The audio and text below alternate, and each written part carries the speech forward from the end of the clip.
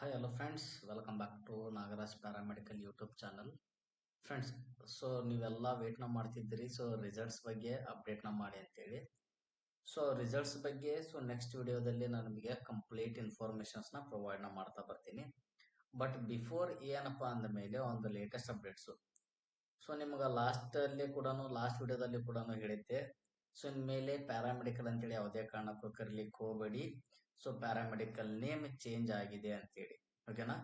So last ವಿಡಿಯೋದಲ್ಲಿ ಹೇಳಿದ್ದೆ. So ಅದು ಏನಾಗಿದೆಪ್ಪ ಅಂತಂದ ಮೇಲೆ ಈ ನಮ್ದು ಅಲೈಡ್ ಅಂಡ್ ಹೆಲ್ತ್ ಕೇರ್ ಅಂತೇಳಿ ಫಸ್ಟಿಗೆ ನಮ್ದು ಇರೋದು ಪ್ಯಾರಾಮೆಡಿಕಲ್ ಬೋರ್ಡ್ ಅಂತೇಳಿ, ಬಟ್ ಇವಾಗ ಅದನ್ನ ಅಲೈಡ್ ಅಂಡ್ ಹೆಲ್ತ್ ಕೇರ್ ಅಂತೇಳಿ ಸೊ ಯಾರು ಮಾಡಿದಾರಪ್ಪ ಅಂದ್ಮೇಲೆ ministry of health and family welfare ದವರು ಸೊ ಇದನ್ನ ಆಲ್ರೆಡಿ ಸರ್ಕ್ಯುಲರ್ ನ ಪಾಸ್ ನ ಮಾಡಿರುವಂತದ್ದು. ಯಾವಾಗಪ್ಪ ಅಂದ್ರೆ 9/1/26 ಒಳಗಡೆ.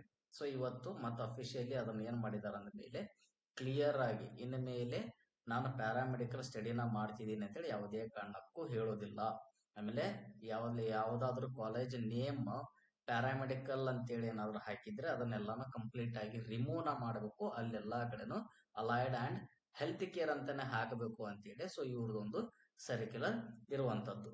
ಆಮೇಲೆ ಈ ಒಂದು ಅಲೈಡ್ ಅಂಡ್ ಹೆಲ್ತ್ ಕೇರ್ ಗೆ ಒಂದಿಷ್ಟು ಟರ್ಮ್ಸ್ ಅಂಡ್ ಕಂಡೀಷನ್ಸ್ ಇದಾವೆ ಫ್ರೆಂಡ್ಸ್. ಸೊ ಅದು ನಾನು ನಿಮ್ಗೆ ಹೇಳ್ತಾ ಬರ್ತೀನಿ.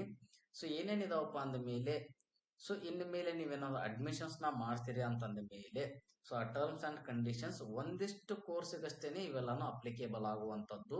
ಎಲ್ಲಾ ಕೋರ್ಸ್ಗೆ ಯಾವುದೇ ಕಾರಣಕ್ಕೂ ಅಪ್ಲಿಕೇಬಲ್ ಆಗುವುದಿಲ್ಲ. ಸೊ ಅದ್ರೊಳಗಡೆ ಯಾವ್ಯಾವ ಕೋರ್ಸ್ಗೆ ಈ ಒಂದು 10+2 ಯಾವುದು PUC ಅಪ್ಲಿಕೇಬಲ್ ಆಗುತ್ತೆ ಅಂತೇಳಿ ಇವಾಗ ನಾವು ಡಿಸ್ಕಸ್ ಮಾಡ್ತಾ ಬರೋಣ.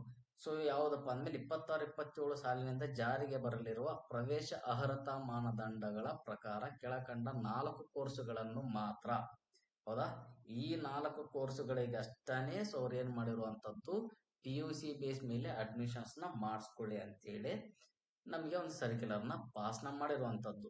ಓಕೆನಾ.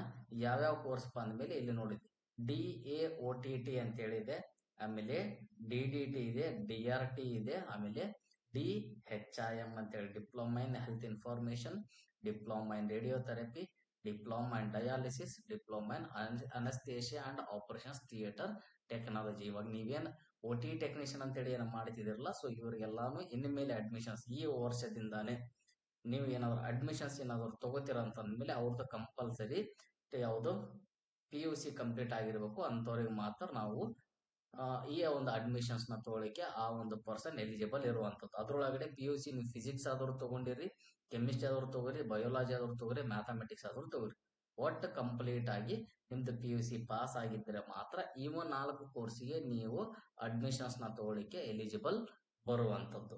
ಓಕೆನಾ. ಇನ್ನು ಇವೆಲ್ಲ ರಿಮೈನಿಂಗ್ ಕೋರ್ಸ್ಗೆ ಮುಂದೆ ಅವರು ಏನಾದ್ರು ಟರ್ಮ್ಸ್ ಅಂಡ್ ಕಂಡೀಷನ್ಸ್ ಚೇಂಜ್ ಮಾಡ್ತಾರೋ ಏನ್ ಇವೇ ಸೇಮ್ ಆಸ್ ಇಟ್ ಈಸ್ ಇವಾಗ ಪ್ರೆಸೆಂಟ್ ಯಾವ ತರ ಇದನ್ನು ಅದೇ ತರ ಇಡ್ತಾರೋ ಮುಂದಿನ ಸರ್ಕ್ಯುಲರ್ದಲ್ಲಿ ನಾವು ಯಾವುದು ಮುಂದಿನ ಸರ್ಕ್ಯುಲರ್ದಲ್ಲಿ ನಿಮ್ಗೆ ಅಪ್ಡೇಟ್ ನಾವು ಮಾಡ್ತೀವಿ ಅಂತೇಳಿ ಈ ಒಂದು ಸರ್ಕ್ಯುಲರ್ ಅಲ್ಲಿ ನಮಗೆ ತಿಳಿಸಿರುವಂತದ್ದು. ಮುಂದಿನ ಕೋರ್ಸ್ ಯಾವ್ಯಾವಪ್ಪ ಅಂದ್ಮೇಲೆ DMLT ಇದೆ, DMIT, DHIC, DMRT, DOT, DDM, DDH ಮತ್ತೆ ಎಕ್ಸೆಟ್ರಾ ಕೋರ್ಸಿಗೆ. ಸೊ ಇವಕ್ಕೆಲ್ಲಾನು ನಾವೆಲ್ಲಾನು ಕರೆಯೋದು ಅಲೈಡ್ ಅಂಡ್ ಹೆಲ್ತ್ ಕೇರ್ ಅಷ್ಟೇನೆ.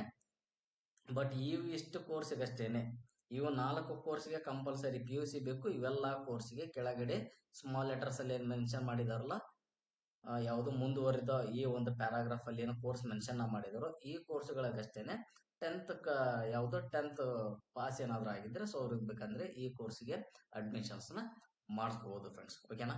ಸೊ ಇನ್ಮೇಲೆ ನೀವು ಕೂಡ ಏನ್ ಕಲಿತಿದಾರ ಅಂದ್ಮೇಲೆ ಪ್ಯಾರಾಮೆಡಿಕಲ್ ಅಂತೇಳಿ ಯಾವುದೇ ಕಾರಣ ಕೇಳಬೇಡಿ.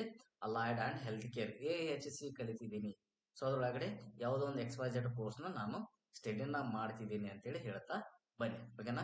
ಸೊ ಇದು ಇವತ್ತಿನ ಒಂದು ಲೇಟೆಸ್ಟ್ ಅಪ್ಡೇಟ್ಸ್. ಸೊ ನಿಮ್ದು ಏನ್ ರಿಸಲ್ಟ್ಸ್ ಅಂತೇಳಿ ನಿಮ್ದು ಡೌಟ್ಸ್ ಇದೆನೋ ಸೊ ಈ ಡೌಟ್ಸ್ ನ ನಾಳೆ ಮತ್ತೆ ಇನ್ನೊಂದು ವಿಡಿಯೋದಲ್ಲಿ ನಿಮ್ಗೆ ಕಂಪ್ಲೀಟ್ ಡೀಟೇಲ್ಸ್ ನ ವ್ಯಾಲ್ಯೂಯೇಷನ್ಸ್ ಆಮೇಲೆ ಯಾವಾಗ ರಿಲೀಸ್ ನ ಮಾಡ್ತಾರೆ ಸೊ ಅದೆಲ್ಲಾನು ನಿಮ್ಗೆ ಇನ್ನೊಂದು ವಿಡಿಯೋದಲ್ಲಿ ನಾನು ನಿಮ್ಗೆ ತಿಳಿಸ್ತಾ ಬರ್ತೀನಿ. ಓಕೆನಾ.